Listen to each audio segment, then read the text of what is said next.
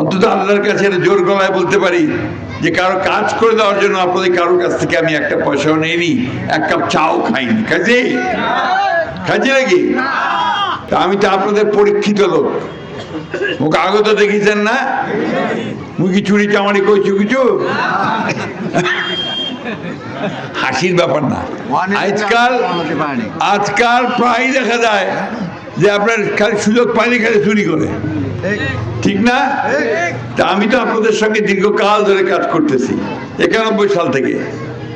অন্তত আল্লাহর কাছে জোর গলায় বলতে পারি যে কারো কাজ করে দেওয়ার জন্য আপনাদের কারোর কাছ থেকে আমি একটা পয়সাও নেইনি, এক কাপ চাও খাইনি। খাইছি নাকি? আর এই রাজনীতি করে বাড়িঘর সম্পত্তি বানাইছি, আরো উল্টা মোর বাপের যে জমিদার ছিল সবটা বেঁচেছি। এমনকি যে আমরা বসত বাড়িতে শহরে ওইটার অর্ধেককে বেঁচে দিছি। এই করে আমরা রাজনীতি করি ভাই। তো আমার একটা কথা আমি সবাই বলতেছি, এইটা আমার শেষ নির্বাচন। আমার এই এলাকায় আপনাদের প্রত্যেকটা লোকের সঙ্গে আমার ব্যক্তিগত সম্পর্ক আছে।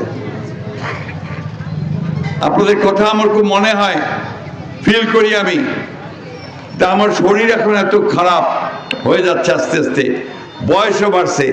তা আমার এখন নিজেরই মনে হচ্ছে যে আমার আর ভবিষ্যতে 5 বছর পর আর কোথায় ওই ইলেকশন করিবা পারিনি, ভোটের দ্বারা বা পারিনি।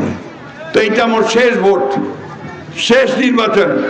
মা বোনদের কাছেও আমার এটাই আবেদন, ভাইদের কাছে আবেদন, এই শেষ ভোটে আপনারা আমাকে দয়া করে একটু সমর্থন দিবেন, আমাকে ধানের শীষে ভোট দিবেন।